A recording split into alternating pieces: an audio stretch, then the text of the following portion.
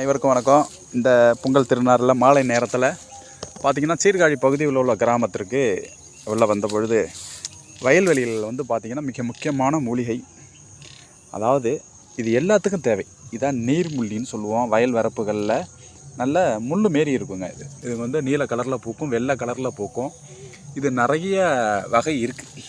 இந்த நீர்முள்ளி வந்து பொதுவாக பார்த்திங்கன்னா உடல் சூட்டை தணிக்கும், சிறுநீரக சார்ந்த பிரச்சனை, சிறுநீரகத்தில் எந்த பிரச்சனையாக இருந்தாலும், சிறுநீரக எரிச்சல், சிறுநீரக இன்ஃபெக்ஷனு, சிறுநீரக தாரை, இதுக்கெல்லாம் வந்து இது வந்து பயன்படுத்துது.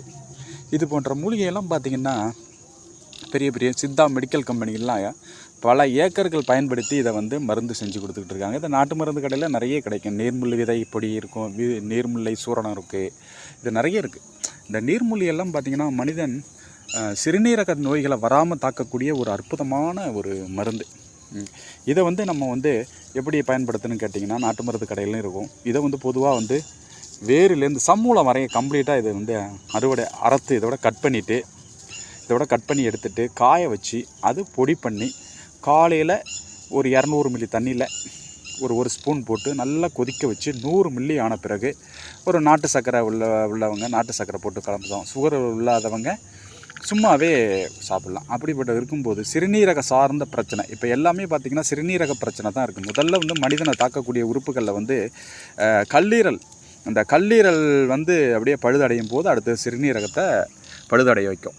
அப்போது வந்து இந்த நெரிஞ்சல் குடிநீர்னு சொல்லக்கூடிய இந்த நீர்முள்ளி ரொம்ப அற்புதமாக பயனளிக்கும். இது கிராமப்புறத்தில் தான் நிறைய இருக்கும்.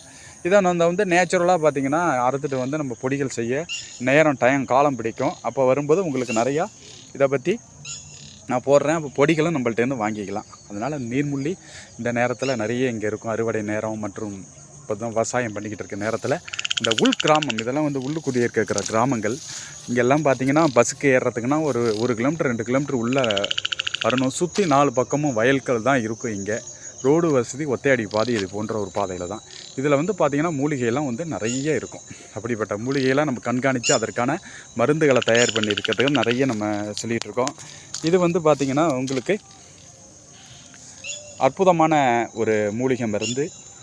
இது வந்து நிறைய உங்களுக்கு தெற்பை புல்லுன்னு சொல்லுவோம். இதை வந்து வீடு குடி போகிறதுக்கு, வீட்டில் கஷாயம் வச்சு குடிக்கிறதுக்கு, இதுக்கெல்லாம் பயன்படுது.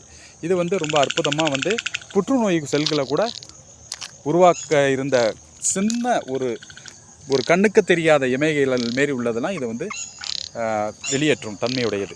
அதனால தான் இது வந்து இந்த தெற்பை புல்லில் வந்து நிறையா உங்களுக்கு இருக்குது. இதில் ஒரு 3 வகை உள்ளது. தெற்பை புல்லில் இது ஒரு வகையை சேர்ந்தது. இதேமாரி இங்கே நிறைய மூலிகைகள் வந்து கிடைக்கக்கூடிய ஏரியாவில் தான் நம்ம இந்த மூலிகைகளை வந்து நிறைய கண்டுபிடிக்கலாம். அப்போ தான் மக்களுக்கு எடுத்து சொல்லலாம். ஏன்னா இதுதான் வந்து நன்மையை பயக்குங்கிறத நம்ம வந்து எடுத்து சொல்லும்போது தான் அதனோட பயன்களை மக்கள் ஆராய்ஞ்சி அதை கண்டுபிடிச்சி அதில் நன்மையும் இருக்குது தீமையும் இருக்குது, அதை நம்ம முறையோடு செய்யணும். பார்த்திங்கன்னா இந்த நீர்முள்ளி நிறைய இந்த ஏரியாவில் நிறைய கிடைக்கிது. உங்களுக்கு ஏகப்பட்டது இருக்குங்க. உங்களுக்கு கோடை காலத்தில் இதை நம்ம பயன்படுத்தலாம். நன்றி, வணக்கம்.